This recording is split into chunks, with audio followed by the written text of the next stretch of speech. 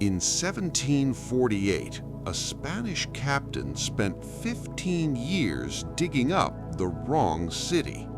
When he finally realized his mistake, it changed science forever.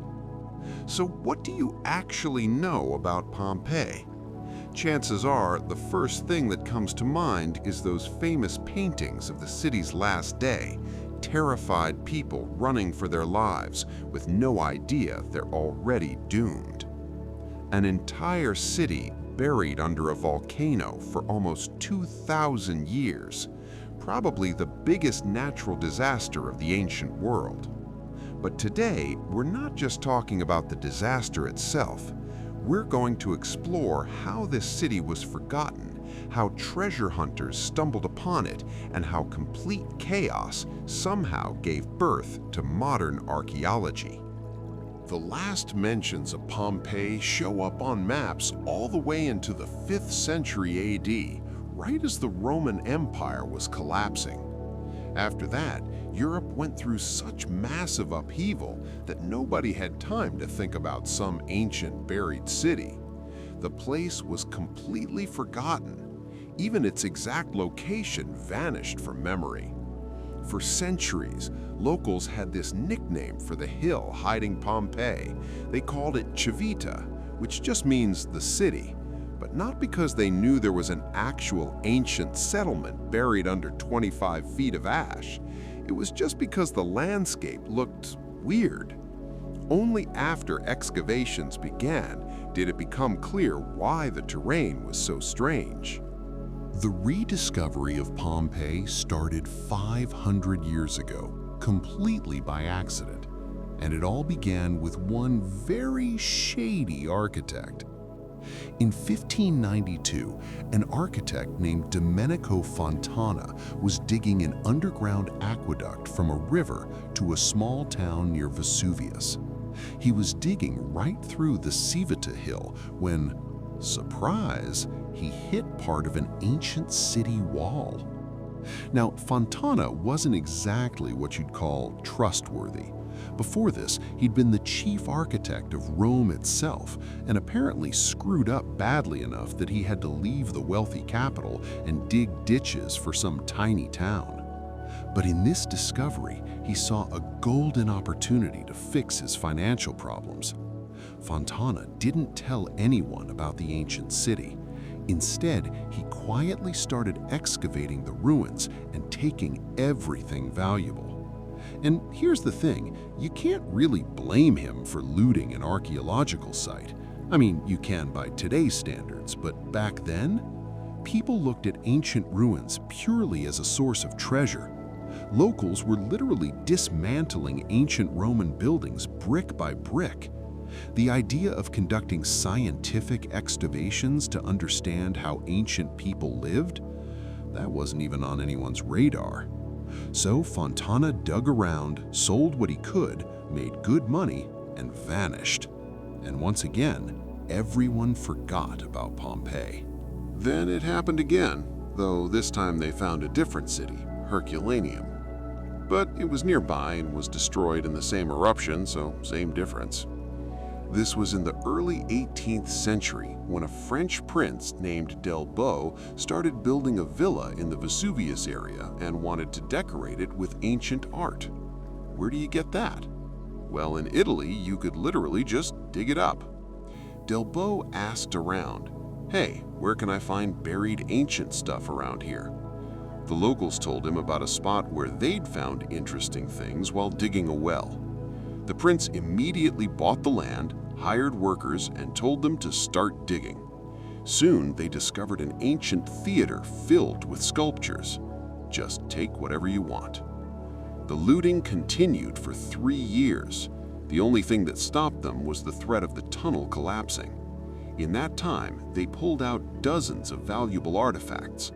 Today, they're scattered across various European museums, but back then, almost everything decorated the prince's palace.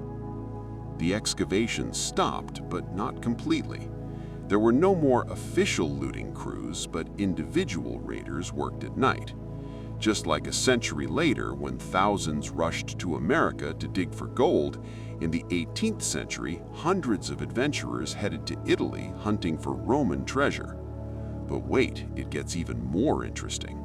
About 20 years later, this mess finally got organized when King Charles of Bourbon decided to build himself a palace somewhere on the Bay of Naples.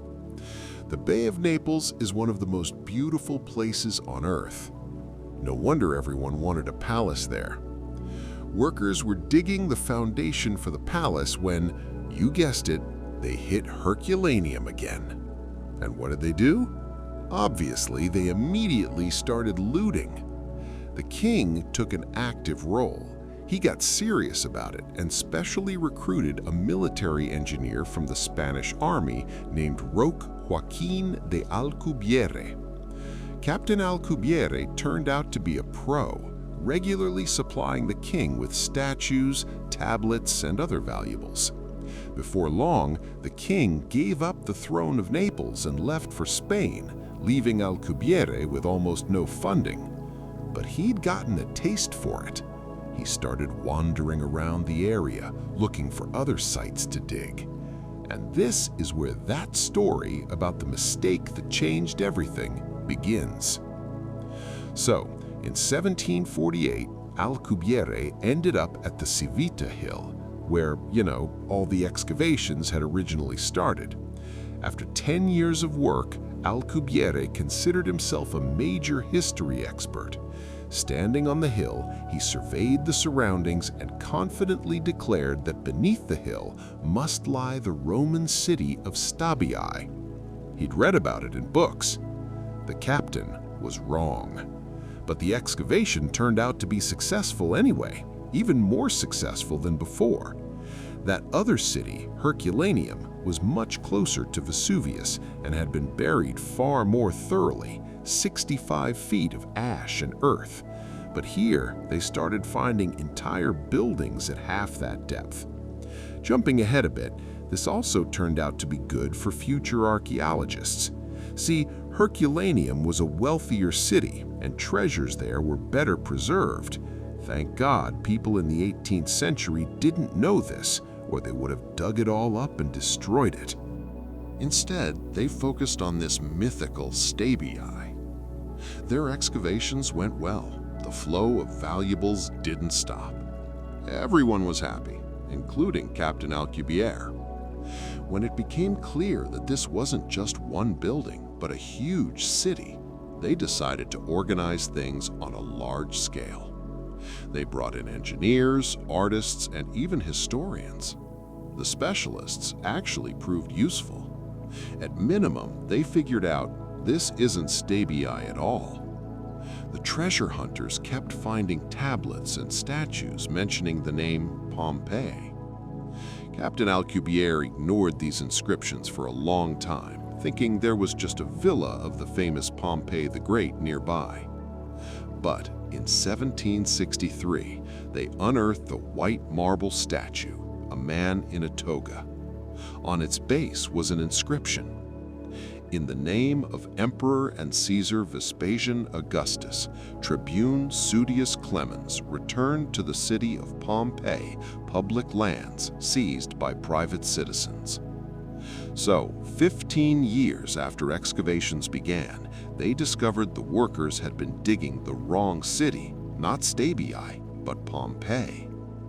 What happened next didn't just change the excavations, it changed all of science. This discovery was a blow to Alcubierre's authority, kind of the last straw.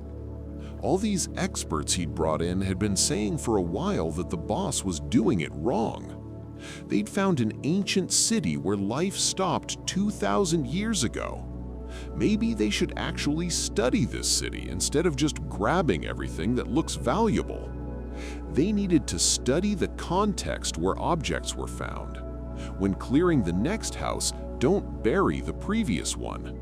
And ideally, clear the whole city and walk through it like the ancient Romans did. Alcubierre didn't get any of this newfangled stuff. "We've always looted just fine, what's your problem?" but his subordinates wouldn't let up. The boss was especially annoyed by a Swiss engineer named Karl Weber, whom he'd hired himself. Weber honestly considered his boss's methods barbaric. He tried to work completely differently, excavating entire rooms, drawing up city plans.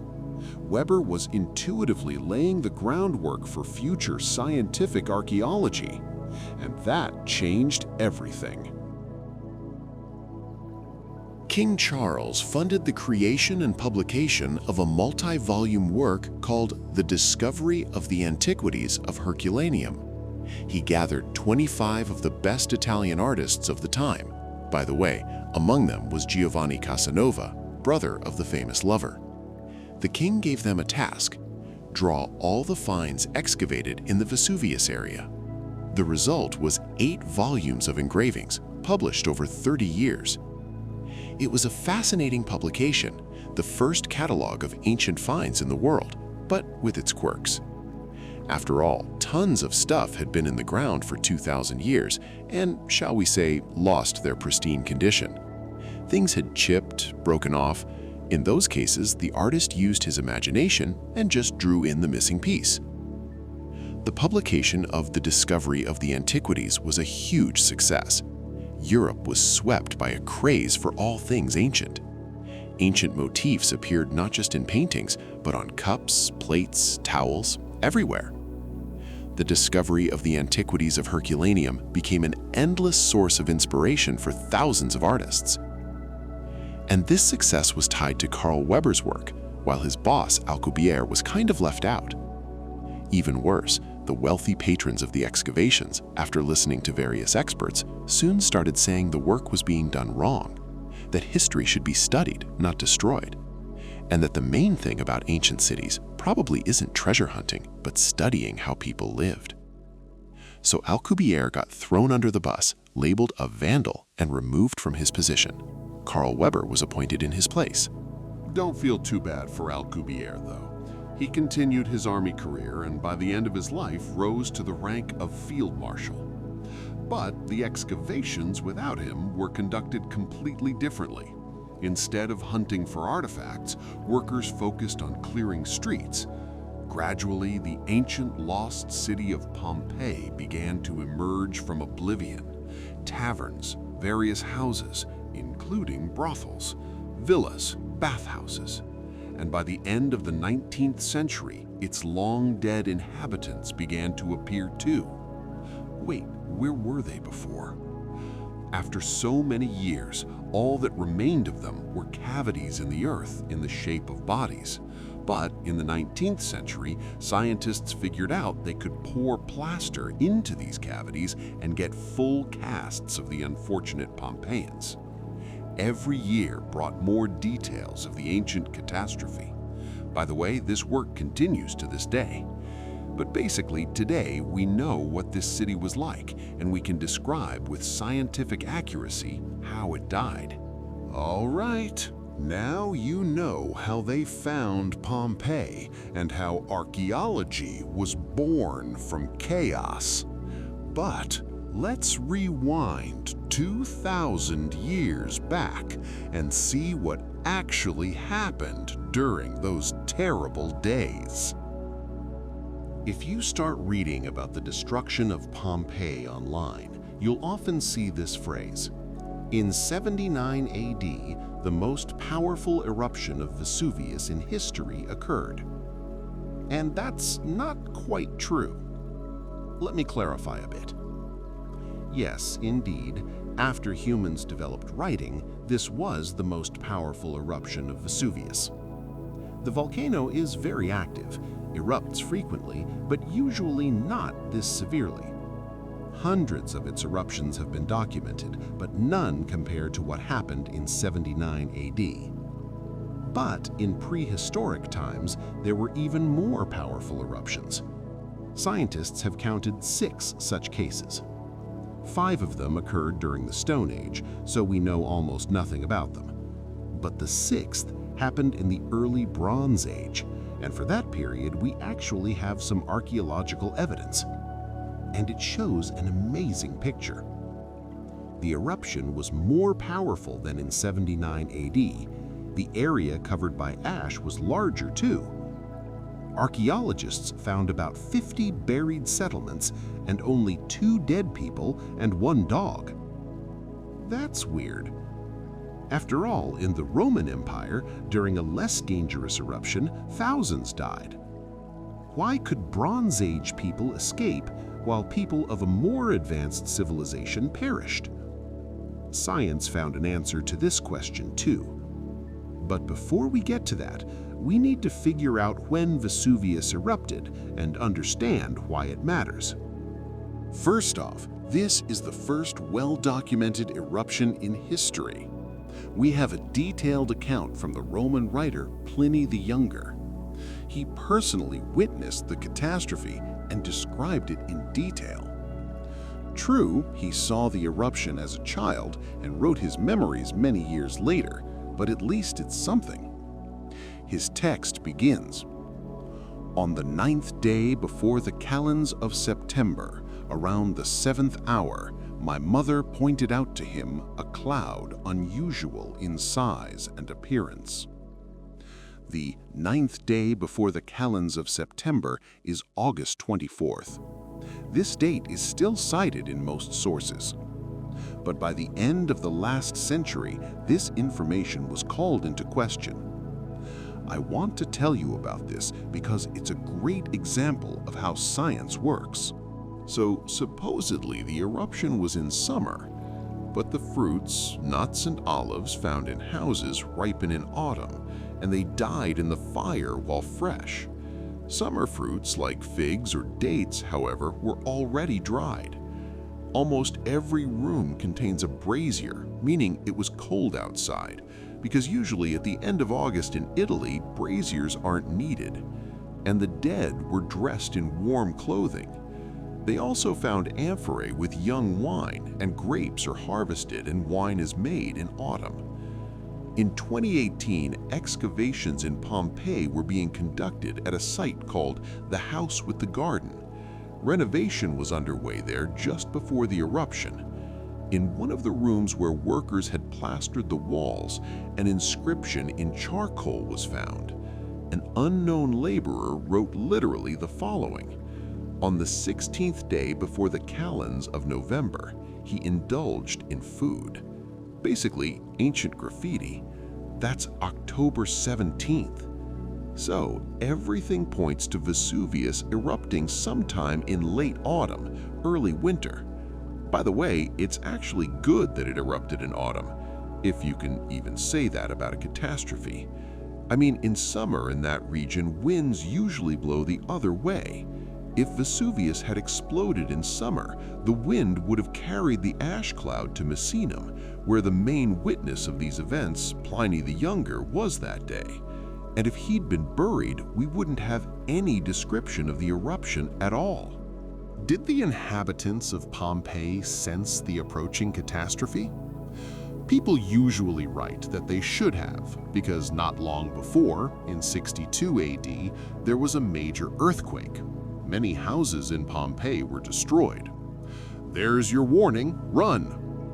But from our 2,000-year vantage point, it seems like 62 AD and 79 AD are pretty close together. Actually, there are 17 years between them. Do you vividly remember what happened 17 years ago? There was also a major earthquake in 64 AD. Even Emperor Nero came from Rome. Obviously, he helped the city because Pompeii was quickly rebuilt. The inhabitants of Pompeii probably weren't expecting a catastrophe. Around Vesuvius, the earth shakes constantly, but the land is so fertile and the climate so favorable that nobody cares about nature's warnings. Residents had long been used to earthquakes and didn't pay much attention to them, certainly didn't think about them for 17 years straight. So how did it all start? Sometime in autumn of 79 AD, young Pliny sees his mother pointing out to his uncle an unusual cloud. The cloud, by the way, really was remarkable. A column of gas, ash, and stones rose 20 kilometers above Vesuvius. That's like 60 Eiffel Towers stacked on top of each other. Then all this stuff started falling from the sky like a hail of stones. Reading on in Pliny's account, we encounter one of the most mysterious episodes. A servant runs to his uncle with a message from a certain Rectina, wife of Tascius. She was begging for help. Pliny the Elder immediately ordered the fleet prepared for sailing because he wasn't just a popular writer, but also commander of the Roman fleet. Who this Rectina was and what relationship connected a Roman admiral with another man's wife, we'll never know. Pliny the Elder himself wasn't married and had no children, and at the time of these events was quite an overweight man in his 50s. Nevertheless, he rushed off to save this woman. What matters for us is that this Rectina lived on the other side of the bay, at a villa near Pompeii. And the servant couldn't possibly have run around the shore in such a short time. Which means the eruption began much earlier than they noticed it in Misenum. And indeed, excavations showed that by that time, Pompeii was already heavily buried in ash, and most citizens, grabbing their valuables, had left the city. A few hours later, Pliny the Elder's fleet finally set sail toward the dying villas and cities. A questionable undertaking, really. At first, the sailing was fine. The wind was blowing in the right eastern direction, and the ash was being carried the opposite way. But when the fleet crossed halfway, the sky turned black with ash. It got dark like evening, and small stones started pelting the ship and people. Small, sure, but when something like that falls on your head from a great height, not pleasant. Pliny the Elder ordered them not to turn back, because somewhere out there in the clouds of ash and flashes of lightning, his mysterious Rectina was waiting for help. So much ash had already fallen in Pompeii that house roofs were beginning to collapse under the weight. This, by the way, is a very interesting point, and also a hypothesis about why almost no one died in the Bronze Age eruption. More ancient people had houses with cone-shaped roofs. Ash just slid right off. But the Romans had flat roofs, and almost none of them could withstand the weight of the ash. When the roof started collapsing, almost everyone who hadn't already left fled the city. It's known that 20,000 people lived in Pompeii, but no more than 1,000 bodies have been found. These were probably all the city's optimists who hoped to wait out the disaster. If anyone imagined the destruction of Pompeii as some instant event, you're wrong. The eruption itself lasted half a day with no serious consequences for residents. I mean, loud, dark rain of ash. Not particularly pleasant, but far from deadly yet. So everyone who could and wanted to leave the city was able to. Meanwhile, our Pliny the Elder reached the shore and discovered he couldn't dock. Something strange was happening with the water in the bay. It had retreated far from shore, and the ships simply couldn't get closer. So Pliny decided to sail further south to Stabii. Though this wasn't so easy anymore, the fleet was trapped. The eastern wind that had carried them so well across the bay was now pressing them against the shore and preventing them from leaving the danger zone. By evening, they made it with difficulty to the villa of Senator Pomponianus, another friend of Pliny's. The Romans decided to spend the night there. Because they couldn't sail away, and approaching Pompeii in complete darkness during a stone bombardment would be madness. Overnight, the column of ash grew to 32 kilometers. At that height, the volcanic gas cooled quickly and spread in all directions. Pliny the Younger, who saw this column from dozens of kilometers away, said it looked like a pine tree, a long bare trunk and a wide, dense crown. When the eruption began losing strength, the layer of ash in Pompeii was already 3 meters deep. The people remaining in the city were probably still alive and digging themselves out with all their might. And the ash kept falling and falling. So the night passed, and in the morning the most destructive stage of the eruption began. Up until then, people could generally have escaped. There was no direct threat to life. Until a pyroclastic flow came from Vesuvius. A massive wave of gas, ash, and stones at nearly 800 degrees Celsius and 700 kilometers per hour. At night, the first such flow hit Herculaneum. It charred all the trees in the city. For a long time, it was believed almost no one died in this city, since bodies were rarely found during excavations. It was assumed that most residents had managed to leave. Turns out they did manage to leave, but not far. Several hundred citizens ran to the seashore. There stood large, sturdy stone structures for storing boats. Women and children hid inside while the men crowded on the beach. When the fiery flow arrived, it killed everyone instantly. More than 300 dead were found on the beach. Among the male bodies was one Roman soldier, possibly a sailor. We can assume he was in charge during the final hours. Probably he was the one who brought people there hoping to find boats or ships. If the people hadn't stayed on the beach but kept running, they most likely would have survived. So while Herculaneum's residents were dying on the shore, dozens of kilometers away at his friend's villa, Pliny the Elder woke up and started thinking what to do next. After some thought, he realized he couldn't save anyone here and needed to get back on the ships and get out. But by this point, there was such a storm of ash outside that in the morning it was dark as night, and stones kept falling on everyone's heads. Halfway there, his sailors started thinking, wouldn't it be better to go back under the shelter of the roof? Pliny the Younger later described these events based on accounts from people who sailed with his uncle.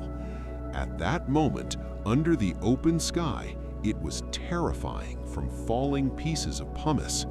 With my uncle, one reasonable argument prevailed over another. With the others, one fear over another fear.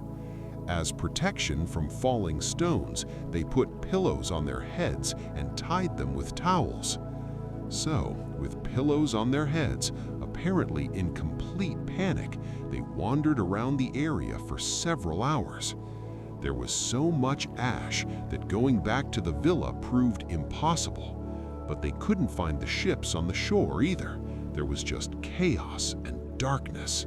Somewhere around here, Pliny the Elder met his final hour.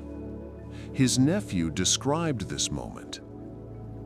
My uncle lay down on a spread sail, asked once or twice for cold water.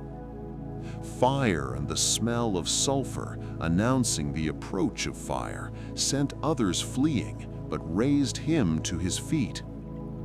He stood up, leaning on 2 slaves, and immediately fell.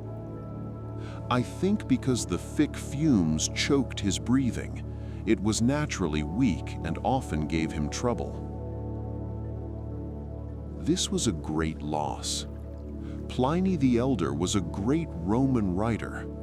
He wrote the world's first encyclopedia, the most complete collection of information about everything. Funny that he forgot to mention Vesuvius was a volcano. Most likely, our writer and fleet commander died of a heart attack or stroke. An overweight middle-aged man shouldn't go on dangerous journeys and run frantically under falling rocks. At least some of the crew managed to escape. Meanwhile, from Vesuvius toward Pompeii came two pyroclastic flows, one after another. The first didn't do much damage to the city. It hit the city walls and didn't penetrate inside. A beautiful cinematic moment for a film about humans versus nature. But the second flow easily jumped over the walls and burned everything that could burn. It used to be thought that the remaining inhabitants of Pompeii died of suffocation, as often happens in fires. But excavations showed this wasn't the case. Ash couldn't bury people. Humans show incredible heroism when fighting for survival. So for a whole day, there were living people in Pompeii diligently digging themselves out of the ash. Only the fiery flow killed them. They died instantly, without even realizing what happened. The Pompeians certainly suffered through the previous day, but their death was quick, if you can even say that about death. Their blood simply boiled instantly, and their internal organs were cooked. On the other side of the bay, in Misenum, where Pliny the Younger remained with his mother, there was its own dramatic story. On the first day of the eruption, the earth shook so violently that Misenum's residents panicked and fled the city. Pliny and his mother ran too. He described many amazing and terrible events. The carts that were ordered to accompany us were thrown in different directions on completely level ground. Despite stones placed underneath, they couldn't stay in one place. We saw the sea recede. The earth shaking seemed to push it back. The shore was clearly advancing forward. Many sea animals were stuck in dry sand. From the other side, a black, terrible cloud pierced in different places by running, fiery zigzags. They were cut by wide, flaming stripes like lightning. Pliny described how the ash cloud reached Misenum. Around them descended a darkness unlike a moonless or cloudy night. It's only this dark in a locked room with all lights extinguished. He described the next morning when the column of gas and ash killed everyone remaining in Herculaneum and Pompeii. The fog began to dissipate, dispersing like a smoky cloud. True day arrived, and even the sun appeared, but so pale like during an eclipse. To the eyes of still trembling people, everything appeared changed. Everything was buried in a thick layer of ash like snow. The eruption stopped. The next morning, Herculaneum ceased to exist.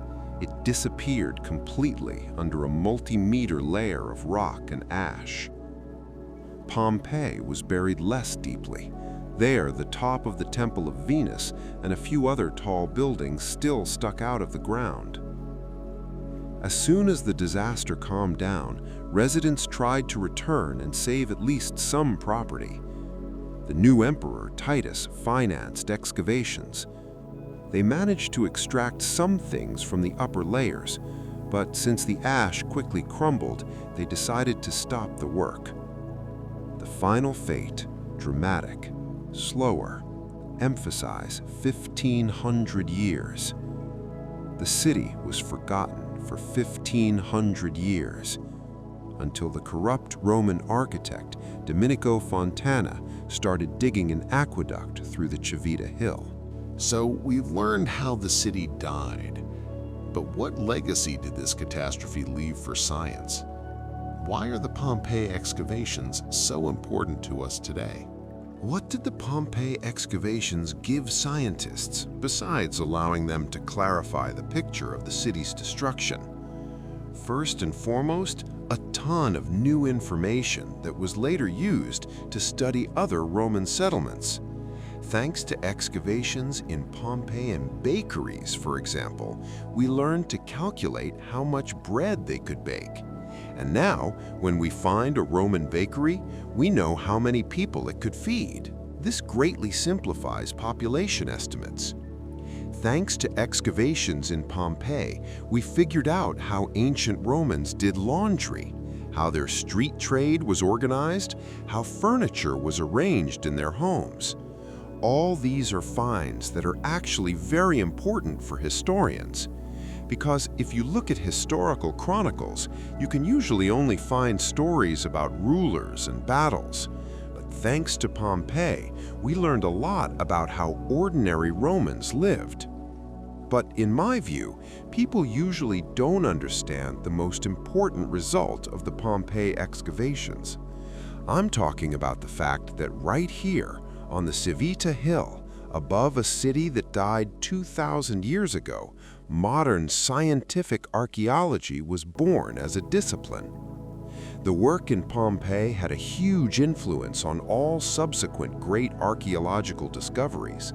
The excavations of Troy by the self-taught archaeologist Schliemann in the late 19th century, the excavations of Crete in the early 20th, all were conducted taking into account the rich Pompeian experience. By modern standards, these classical archaeologists of the past conducted excavations in ways that would horrify modern researchers. But the main thing is that their fundamental principle changed, digging not for looting, but for study. Then came centuries of developing methods and accumulating knowledge.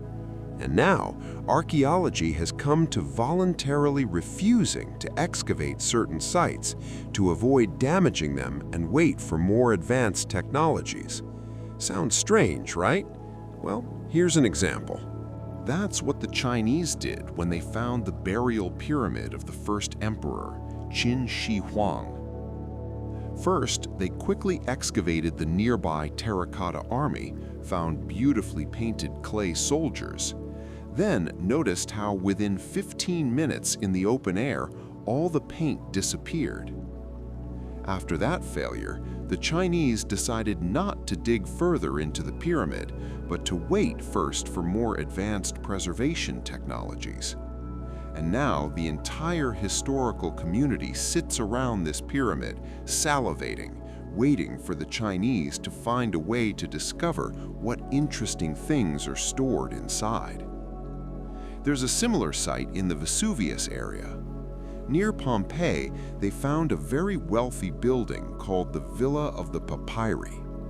It's believed this was the library of Julius Caesar's father-in-law. Due to the pyroclastic flow, the papyrus scrolls were charred on top and thanks to this survived. They were found back in the late 18th century, but people had absolutely no idea what to do with them. All attempts to unroll the scrolls led to the priceless manuscripts simply disintegrating. So the Villa of the Papyri was left alone for 200 years. It was rediscovered only in the 80s when modern scientists were studying records of old expeditions. The villa was excavated again and thousands of scrolls were found again.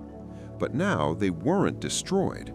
Instead, they tried reading them unrolled using infrared radiation and ultraviolet. They managed to make out the first layers, but deeper ones no. So right now, these scrolls are lying unchanged, waiting for things like computer tomography, X-ray imaging, and other complex technologies. I'm sure this will be a really cool discovery, because among thousands of scrolls, there are surely tons of lost works we didn't know about before. Basically, we can only marvel at the journey archaeology has taken over several centuries. From barbaric destruction of historical monuments for treasure to conscious refusal to excavate in order to better preserve these monuments and get more information from them in the future. If you'd told treasure hunter Alcubierre about this, he would have thought you were crazy. But this evolution of approach is exactly what distinguishes modern science from simple antiquities collecting. The story of Pompeii isn't just a tale of an ancient catastrophe. It's a story of how humanity learned to value its past, how attitudes toward historical heritage changed, and how from simple treasure hunting, an entire science was born that helps us understand who we were and who we've become. Remember that Spanish captain who spent 15 years digging up the wrong city? His mistake became the beginning of one of the greatest scientific revolutions in history. And that's perhaps the best proof that sometimes the most important discoveries happen completely by accident.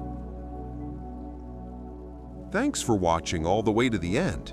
Subscribe to the channel. We have many more amazing stories to come. Share your thoughts in the comments and we'll be sure to tell you.